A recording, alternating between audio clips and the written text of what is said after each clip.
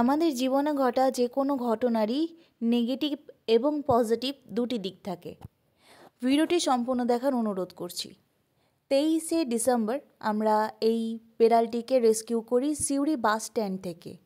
Accident হওয়ার কারণে ওর পিঠের কাছে গভীর ক্ষত ছিল, সেখানে ম্যাগটস হয়ে গিয়েছিল এবং একটি পা থ্যাতালে সেখানে পচন শুরু হয়ে গিয়েছিল, হাড় বেরিয়েছিল।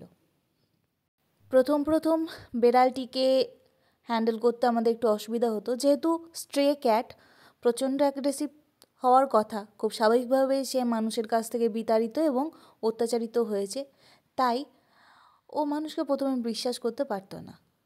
কিন্তু এই দীর্ঘ ট্রিটমেন্টের সময় ওর সঙ্গে আমাদের এতটাই গভীর সম্পর্ক তৈরি হয়ে যায় যে তারপর ও ড্রেসিংয়ের সময় আমাদের গ্লাভসও পরতে হয়নি। আঁচড় কাটা তো দূরের কথা, ও ট্রিটমেন্টের সময় আমাদের কোলে চেপেই মেডিসিন খাওয়া, ড্রেসিং নেওয়া সব কিছু করতো। কিন্তু প্রথম দিক করে খুব স্বভাবতই ওর বিশ্বাস অর্জন করতে আমাদের একটু সময় লেগেছিল। কিন্তু স্ট্রে ক্যাট হওয়ার পরও সে এতটা মিশুকে হয়ে যাবে আমরা ভাবিনি। এবার আপনারা বলবেন যে এই দুর্ঘটনাতে পজিটিভ কী আছে? অবশ্যই আছে।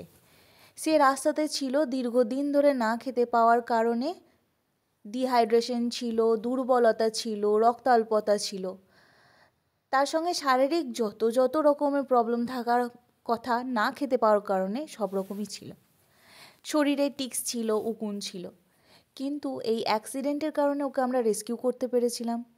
এমনিতেও স্ট্রে ক্যাট চট করে ধরা দেয় না, কিন্তু ও দুর্বল থাকার কারণে ওকে আমরা ধরতে পেরেছিলাম। আর ধরতে পেরেছিলাম বলেই ওর সঙ্গে আমাদের বন্ধুত্ব তৈরি হয় এবং এই দীর্ঘ সময় ও মানুষের ওপর বিশ্বাস এবং ভালোবাসাটুকু জন্মানোর সময় পায়। হ্যাঁ, আমরা পেরেছি ওর বিশ্বাস অর্জন করতে, ওর ভালোবাসা অর্জন করতে এবং ওকে একটা খুব ভালো পরিবার খুঁজে দিতে। এটা সব থেকে বড় ওর জীবনের প্লাস পয়েন্ট। এখন বাচ্চাটির ট্রিটমেন্ট চলছে, পাটির অপারেশন হয়ে গিয়েছে, পায়ের ক্ষতস্থান অনেক শুকিয়ে এসছে, খুব তাড়াতাড়ি ও সুস্থ হয়ে যাবে সম্পূর্ণভাবে। হয়তো সেই পাটা স্বাভাবিকভাবে না ফেলতে পারলেও আরও 3টে পায়ে হাঁটাচলা করতে পারবে। আর বেড়ালটিকে আমরা নাম দিয়েছিলাম বিল্লু।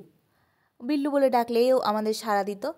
তো ওকে এসপি মোড়ের ঝুমাদি অ্যাডপ্ট করেছেন। ওনার ঘরে আরও অনেক রেস্কিউ ক্যাট আছে, ডগ আছে, তাদের সঙ্গে ওর বন্ধুত্বও তৈরি হয়ে যাবে খুব তাড়াতাড়ি আশা করি।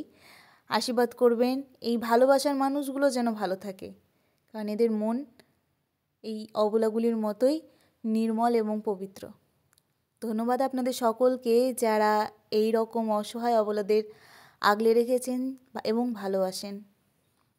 ধন্যবাদ ঝুমাদি এর আগেও আমাদের অনেকগুলি রেস্কিউ ক্যাটকে নিজের ঘরে আশ্রয় দিয়েছেন এবং নিজের পরিবারের মতোই ভালোবাসেন। ধন্যবাদ আপনাদের সকলকে।